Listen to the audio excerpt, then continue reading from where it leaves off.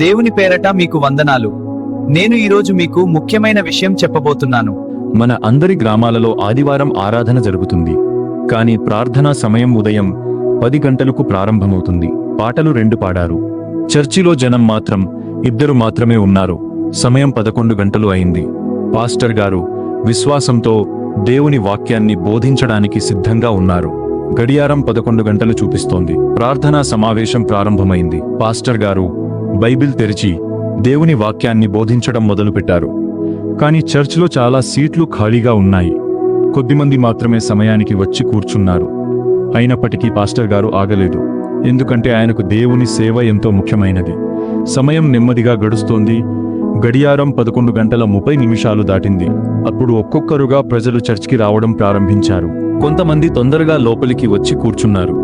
కొంతమంది ఇంకా బయట మాట్లాడుకుంటూ ముచ్చట్లు పెట్టుకుంటూ లోపలికి వస్తున్నారు. చర్చ్ నెమ్మదిగా నిండిపోతోంది.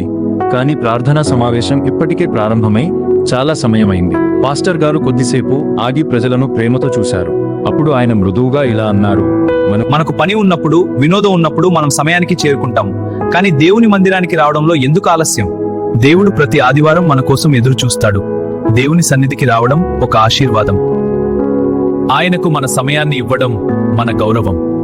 చర్చ్ అంతా నిశ్శబ్దంగా మారింది. ప్రజలు తమ హృదయాలలో ఆలోచించడం ప్రారంభించారు. దేవుని మందిరానికి రావడం మాత్రమే కాదు, సమయానికి రావడం కూడా దేవునికి చూపే గౌరవమే. దేవుని కోసం సమయాన్ని కేటాయించండి. సమయానికి ఆయన సన్నిధికి రండి. దేవుడు మనకి ఆరోగ్యం, తినడానికి అన్నం, కట్టుకోవడానికి బట్టలు అన్ని సమృద్ధిగా ఇస్తున్నాడు. కానీ మనం మాత్రం దేవునికి ఒక 3 గంటలు దేవునికి టైంకి రావడానికి ఇబ్బందిగా ఉంది. చివరి గడియాలో ఉన్న మిత్రమా, ఆలోచించుకో. ఇప్పటిదాకా ప్రార్థనకి రాకపోతే ఇప్పుడైనా రారా. ఒకవేళ లేటుగా వస్తున్నావా, టైంకి రా. దేవుని నామానికి మహిమ ఘనత కలుగును గాక. ఆమేన్. ఇలాంటి వీడియోస్ కోసం మోరియా చర్చి పల్లగిరి ఛానల్ ని సబ్స్క్రైబ్ చేసుకోండి.